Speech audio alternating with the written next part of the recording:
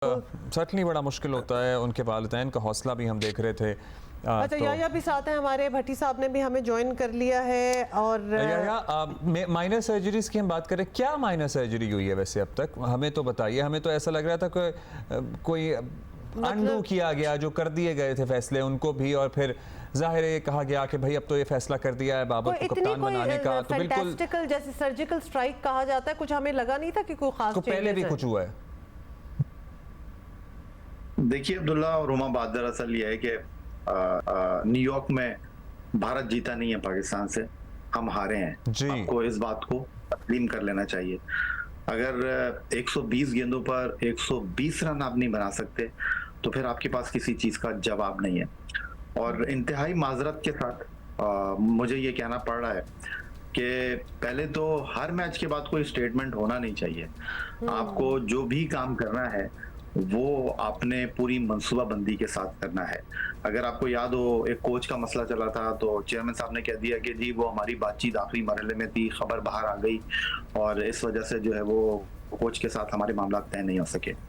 तो अब तक जिस अंदाज में ये क्रिकेट बोर्ड चला है, 13-14 मैच हो गए हैं न्यूजीलैंड की सीरीज से ये वर्ल्ड कप के 2 मैचों को लेकर। 7 मैच आप हार चुके हैं और हर कोई अपनी कहानी सुना रहा है। आप जो सर्जरी की बात कर रहे हैं, चीजों को तब्दील करने की बात कर रहे हैं, तो देखिए चीजें इस तरह तब्दील नहीं होंगी।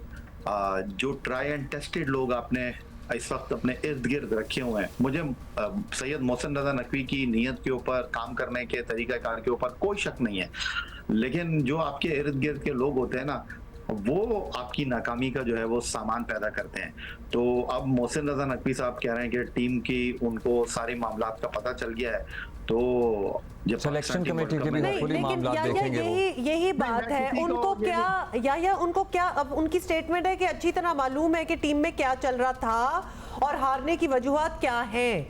मतलब आप पता चला है उनको कि क्या चल रहा था। देखें, आप अपना ही मजाक उड़वा रहे हैं ना। कौन सदमे में वो कह रहे हैं यार 120 गेंदों पर 120 रन नहीं हुए, और चेयरमैन जो क्रिकेट बोर्ड चला रहे हैं वो कह रहे हैं जी मुझे सबका पता चल गया। यार क्या मजाक कर रहे हैं आप? अगर आपको पता चल गया था तो आप एक अच्छी टीम बनाते। देखिए बात बहुत सीधी सी है। आप ब्रेक पर जाने से पहले दोस्तियों की बात कर रहे थे। हमें किसी की नीयत के ऊपर कोई शक नहीं है, ना आप किसी के ऊपर उंगली उठा रहे हैं, लेकिन जो हमको नजर आ रहा है हम उसकी बुनियाद के ऊपर ये सारी गुफ्तगू कर रहे हैं।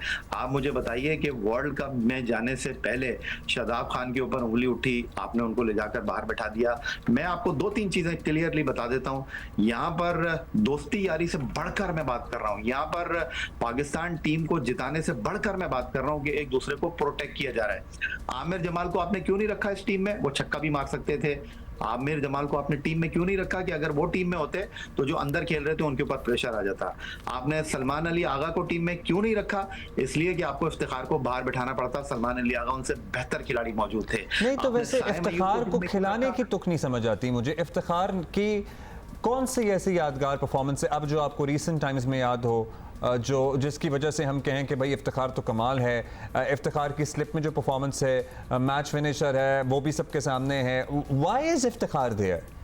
Why is he there? Abdullah, बेकार बहस है। आप अभी बता रहे थे कि उन्होंने 70 मैच खेल लिए, 1000 रन उनके नहीं है।